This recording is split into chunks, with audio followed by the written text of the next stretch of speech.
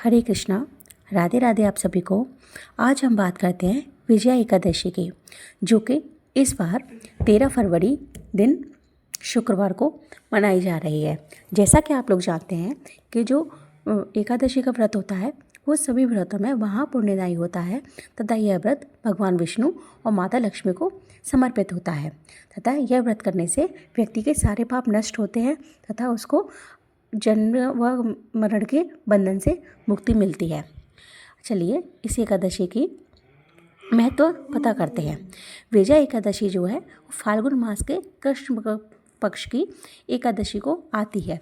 इस व्रत को करने से हर कार्य में विजय मिलती है तथा व्यक्ति के पापों का नाश होता है। इस व्रत का महत्व सभी बाधाओं को दूर करता है। यह शत्रुओं पर विजय दिलाता है तथा जीवन में सफलता और सम्मान देता है। इस व्रत को करने से हमारे सभी पापों का नाश होता है तथा हमारा जीवन उन्नति व प्रगति की ओर बढ़ता है। व्रत को कैसे शुरू करें? प्रातःकाल गंगा जल मिले हुए जल से स्नान करें। प्रातः स्नान कर भगवान विष्णु का पूजन करें। हो सके तो पीले वस्त्र पहनें। धूप, दीप, फल और तुलसी अर्पित करें। लेकिन ध्यान रखें कि इस दिन हमको तुलसी नहीं तोड़नी है और ना ही तुलसी माता में जल देना है, क्योंकि वो भी भगवान विष्णु के लिए व्रत रखती हैं। एकादशी का व्रत रखें फलाहार या निर्जल, वो अपनी श्रद्धा के अनुसार है तथा अपने स्वास्थ्य पर निर्भर करता है। रात को भगवान का जागरण करें और भजन कीर्तन करें। द्वादशी को व्रत का पारण करें। इस तरीके से ये व्रत हमको संपूर्ण करना चाहिए। चलिए शुरू करते हैं विजया एकादशी व्रत कथा। प्राचीन समय में जब भगवान श्री राम माता सीता को रावण से छुड़ाने के लिए लंका जाने वाले थे, तब उनके सामने विशाल समुद्र आ गया। समुद्र पार करना बहुत ही कठिन था। तब श्री राम ने लक्ष्मण जी से उपाय पूछा।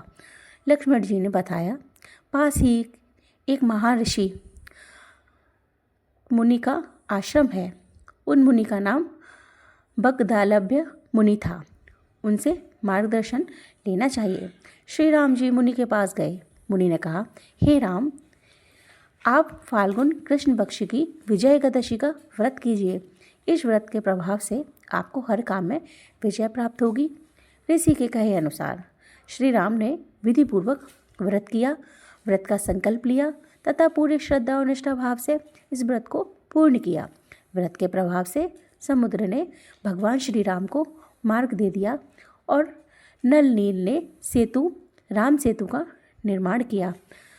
अंत में श्री राम ने रावण पर विजय प्राप्त की और माता सीता को वापस अयोध्या ले गए। इसीलिए इस व्रत को विजया एकादशी कहा जाता है। इसके व्रत के प्रभाव से हमको सारे कार्य में विजय मिलती है तथा सभी मनुष्यों को यह व्रत अपनी श्रद्धा अनुसार, अपने स्वास्थ्य अनुसार और अपनी श्रद्धा के अनुसार, भक्ति के अनुसार अवश्य रखना चाहिए।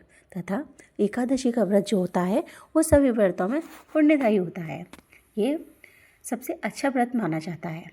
हर साधक को यह व्रत करना चाहिए और ना भी कर सके तो कम से कम इस दिन चावल नहीं खाने चाहिए। चावल खाना एकादशी में निषेध माना जाता है तथा हो सके तो हमको अन्न ग्रहण नहीं करना चाहिए। हमको ये फलाहार ही करना चाहिए। और आपको मेरी वीडियोस अच्छी लगती हो तो मेरे चैनल को लाइक और सब्सक्राइब करिए। राधे राधे।